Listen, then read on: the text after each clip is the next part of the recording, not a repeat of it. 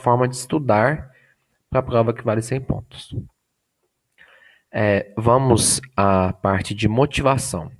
Então, eu expliquei alguns conceitos aqui, falei muito de não olhar o código, mas olhar como se está sendo feito, reuniões com o cliente, testar o software, evoluir o software. Mas para que isso? Existe a necessidade de fazer isso, de testar software, de conversar com o cliente? Existe. E para isso, para motivar vocês a gostarem da disciplina, né? Porque, pela minha experiência, não são muitos que gostam, né? Mas aí eu trago aí na primeira videoaula já essa motivação para estudo da disciplina. Qual que é a motivação? A motivação são problemas mundialmente conhecidos com software. Como assim mundialmente conhecidos? Que causaram desastres gigantescos em termos financeiros, questão de credibilidade, número de mortes, feridos. Aqui eu coloquei 8 exemplos, existem vários outros. Tem uma descrição de cada um deles nos próximos slides e tem um exercício do questionário relacionado a esses exemplos, tá bom? Vou falar um pouquinho de cada um, mas sem ler muito do slide. O primeiro problema aí no Mariner, em 62, custo 18 milhões e meio de dólares. Mariner é um foguete, não vou ler o desastre, mas qual foi a causa? Olha só, pessoal, que besteira aí. Um programador, ao passar para o computador uma fórmula que haviam lhe entregado, se esqueceu de uma barra. Então, por causa de uma barra, o foguete teve que ser destruído e o custo foi de 18 milhões e meio de dólares. Próximo, ele é bem interessante e, ao mesmo tempo, a gente pode estar aqui hoje pela equipe dos Estados Unidos, não, né? Pelo oficial de serviço soviético, pela intuição dele que tinha alguma coisa errada. Qual que é a ideia desse desastre ou quase desastre aí? O sistema de alerta precoce soviético falsamente indicou que os Estados Unidos tinham lançado 5 mísseis.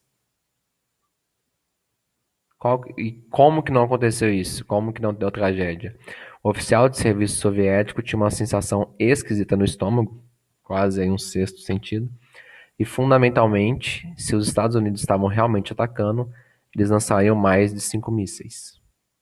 Tá, então não teve a guerra mundial, mas qual que foi a causa?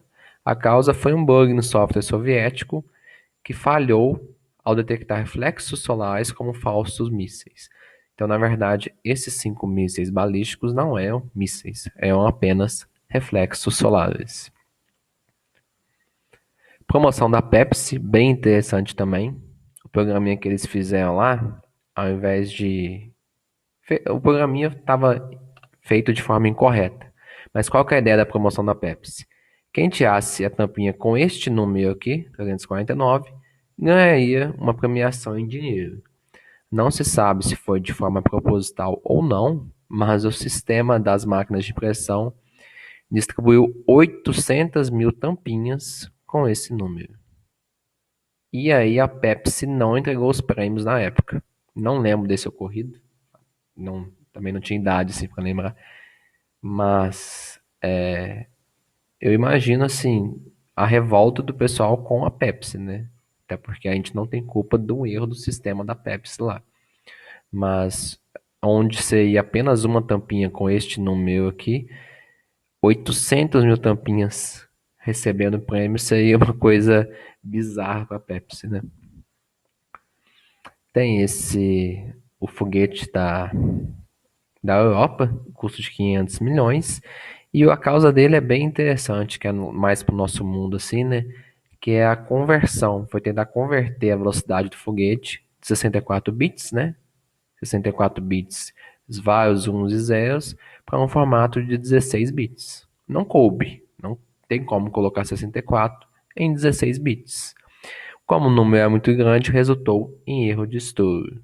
Quando o sistema de orientação desligou, o controle passou para uma unidade idêntica redundante, que também falhou porque nele estava ocorrendo o mesmo algoritmo. Então esse foguete teve que ser destruído mediante esse estouro devido a um número muito grande. Bug do milênio é um outro exemplo bem interessante, vocês devem lembrar aí. Aconteceu em 1999, custo de 500 milhões. Qual que é a ideia aí? Bom, para economizar espaço, então sempre pensando em dinheiro, pensando em economia, na época que o pessoal ia armazenar os números nos computadores, até 1999, ao invés de armazenar desta forma aqui, os 4 dígitos, armazenavam apenas 99. Só que aí que tá, no ano seguinte, 2000, ia representar apenas com 00. Como que eu ia saber que o 00 significaria 1900 ou 2000? Então, lá em 99, eles tiveram um custo de 500 milhões para arrumar todos os sistemas que consideravam 2 dígitos ao invés de 4 dígitos. Um outro erro aí, a parte de credibilidade da ciência, né? Um software, para analisar um software, né? Relatou o aumento das taxas de suicídio depois de graves desastres naturais. Então ele fez essa relação, que desastres naturais tinham relação com aumento de suicídio. Só que o resultado estava incorreto. O programa mostrava o dobro do seu valor real. Então isso não teve causa assim, em relação financeira, nem de mortes, mas sim da credibilidade da ciência. No caso desse jornal aqui. Outro exemplo, tratamento de câncer em 2000, custo 8 pessoas mortas e 20 seriamente feridas. A dosagem de radiação ela foi aplicada no dobro do que deveria ter sido feito, certo? Então, pacientes foram expostos a níveis fatais de radiação e os físicos que chegaram às máquinas de forma incorreta, né, não chegaram corretamente, foram condenados à morte. Por fim, pessoal, para não ficar desgastante nossa aula, o nome até engraçado também, Mortos-Vivos 2002. Um hospital dos Estados Unidos apresentou erros no sistema e declarou a morte de 8.500 pacientes em 2002, sem eles terem morrido. E lá é protocolo, né, disparar o envio de contas com atestado de óbito para os pacientes e notificações para o governo e empresas. Então as pessoas não morreram, mas aí você imagina chegar uma conta, um atestado de óbito do seu parente. Bem complicado também, né? Então, a referência dessa aula de hoje, isso daqui é uma motivação não assim, não para ficar triste com esses acontecimentos, mas sim para ver a importância de você fazer essa engenharia de software, de você fazer essa análise do sistema. Desde lá do princípio, a parte de conversa com o cliente, até a parte de testar o software e evoluir o software. Com certeza, se isso tivesse feito nesses exemplos aqui, poderia não ter acontecido esses desastres. Tá bom? Alguns erros são bem bobos aqui, que um simples teste faria com que não tivesse ocorrido aquele erro ou aquele desastre.